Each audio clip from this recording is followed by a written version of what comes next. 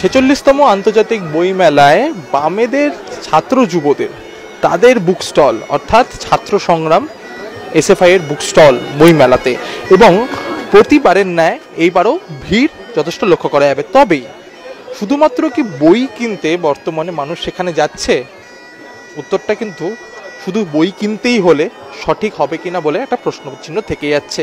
শুধু বই নয়, এবার কিন্তু মার্চেন্ডাইজেরও চাহিদা যথেষ্ট বেশি, এবং সেই মার্চেন্ডাইজের খোঁজ করতে যুব সমাজ কিন্তু ছুটে আসছে সেই ছাত্র সংগ্রামের বইয়ের স্টলে। এবং বর্তমান সময়ে কি বামেদের নতুন হাতিয়ার সেই মার্চেন্ডাইজগুলো মানুষের কাছে পৌঁছে দিয়ে মানুষের মধ্যে বামপন্থা সঞ্চার করার প্রথম ধাপ, সেই বিষয়ে কিন্তু প্রশ্ন থাকছে, এবং সেই প্রশ্ন খুঁজতে বর্তমানে চলে এসেছি ছাত্র সংগ্রামের বুক স্টলে।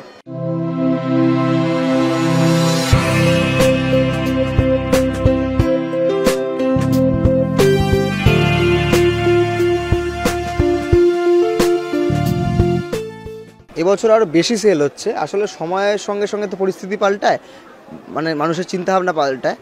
বইয়ের গুরুত্ব কখনোই কমেনি, বইয়ের গুরুত্ব আছে এবং বাড়ছে। এর পাশাপাশি টি শার্ট বা বুকমার্ক, কফি মাগ এবং ক্যাপ যেগুলো রয়েছে সেগুলো খুবই বিক্রি হচ্ছে, এবং সামগ্রিকভাবে এগুলো বামপন্থী সমর্থক বা বামপন্থী রাজনীতির সঙ্গে যুক্ত এরা নিচ্ছে এরকম নয়, অনেক সাধারণ মানুষ আসছে, এসে নিয়ে যাচ্ছে। আর সবথেকে ভালো লাগার বিষয় হচ্ছে এবার বইমেলাতে আমাদের স্টলে আমরা দেখতে পাচ্ছি যে অনেক ছোট ছোট ছেলেমেয়েরা স্কুল থেকে জাস্ট পাশ করেছে বা অনেকে স্কুলে পড়ছে, তারা বাবা মাদের হাত ধরে টেনে নিয়ে চলে আসছে 516 নম্বর স্টলে, এবং এসে বই খুঁজছে, বই কিনছে, এবং অনেকে মার্চেন্ডাইজ কিনছে, চেয়ের টি শার্ট, ফিডেলের টি শার্ট, ভগৎ সিংয়ের টি শার্ট।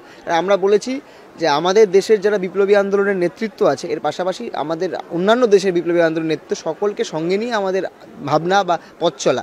মানে অনেক সময় অনেকে বলে যে এরা খালি বিদেশের লোকেদেরকে নিয়ে এগোয়, কিন্তু মতাদর্শ কোনো বিদেশ দেশ হয় না, ঠিক বিপ্লবেরও কোনো দেশ বিদেশ হয় না। আমরা তাই সামগ্রিকভাবে সমস্তটাকে এক জায়গায় করে জিনিসটাকে নিয়ে যাচ্ছি। ফিদেল ক্যাস্ট্রো এবং তার পাশাপাশি চে গুয়েভারার তো বিভিন্ন অ্যাক্সেসরিজ, বিভিন্ন মার্চেন্ডাইজ মানুষ কিনছে, কিন্তু তাদের মতবাদটা জানার জন্য, তাদের আদর্শটা জানার জন্য তাদের বইগুলো কতটা কিনছে? বই প্রচুর বিক্রি হচ্ছে, মানে দিনে 3-4 বার যেতে হচ্ছে অন্যান্য পাবলিশারের কাছে বই আনতে। কারণ এবং সেই সংখ্যাটা এরকম নয় যে আমরা 2-3টে করে আনছি, 10টা 15টা 20টা করে বই আনছে, সেটা শেষ হয়ে যাচ্ছে। এবং সবথেকে ভালো বিষয় যে অনেক নতুন কিছু বই এসছে, যেমন নাকি আমাদের এডুকেশন অর এক্সক্লুশন নামে একটা বই এসছে। এই কোভিড প্যান্ডেমিক সময় দাঁড়িয়ে থেকে শিক্ষা ব্যবস্থা কীভাবে নষ্ট হয়েছে, এনইপির যে অসুবিধাগুলো, সেগুলোকে ধরে একটা আমাদের বই করা হয়েছে। সেন্ট্রাল এক্সিকিউটিভ কমিটির আমাদের নেতৃত্ব তারা মিলে করেছে, সেই বইটাও বেশ ভালো বিক্রি হচ্ছে। ঐতিহ্য উত্তরাধিকার, আমাদের সে পুরনো বই যেটা থেকে আমরা ছাত্র রাজনীতি করা শিখেছি, বা আমরা বলা ভুল হবে, আমাদের বাবা ঠাকুরদারা তারাও ওই বই থেকে পড়াশোনা করে রাজনীতি করতে এসছে।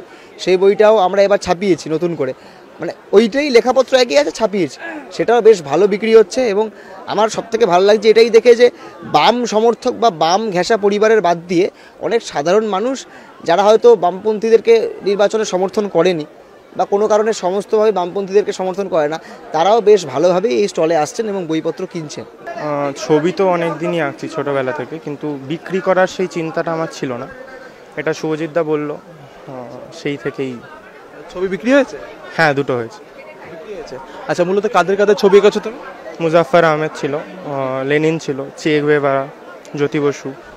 হ্যাঁ, আর ছাত্র সংগ্রাম স্টল তো আসবোই, আমি নিজে এসএফআই করি, তো আসতেই হবে এই স্টলটায়। সবার আগে ঘুরে ঘুরে ওখান থেকে এখানে এসেছি। হ্যাঁ, সব বইই আছে দেখছি।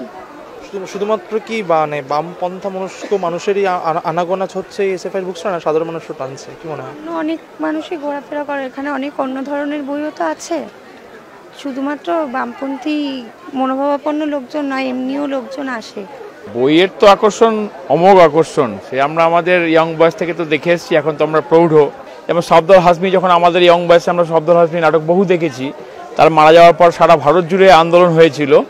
সেই সমস্ত জিনিসগুলো ঠিক মারছে, হয়তো আমাদের ফর্মটা পাল্টেছি আমরা, কিন্তু বই, পোস্টার, দেওয়াল লিখন, আমাদের ছোট বয়সে আলতা দিয়ে লেখা হতো খবরের কাগজে, সেই লেখন পড়তে ভয় পেত লোকে যে কমিউনিস্ট পার্টির দেওয়াল লিখন পড়ছি। সুতরাং মার্চেন্ডাইজ দিয়ে হবে না, ওটা একটা সাময়িকভাবে লোককে খুশি করবে, ইয়ং জেনারেশনকে অ্যাট্রাক্ট করা যেতে পারে, কিন্তু মতাদর্শ মার্চেন্ডাইজ দিয়ে হবে না। বামেদের নতুন স্ট্র্যাটেজি নিয়ে বামেরা এগোচ্ছে, কতটা বেশি পাবলিসিটি পেতে হবে, কতটা বেশি মানুষের কাছে পৌঁছে যেতে পারে এই বুক স্টলের মাধ্যমে এবং তার পাশাপাশি নিজের মার্চেন্ডাইজের মাধ্যমে, সেটাই কিন্তু ভবিষ্যতে দেখবার বিষয় হবে। ক্যামেরায় শুভজিতের সঙ্গে সমাচার প্লাস বাংলা, কলকাতা।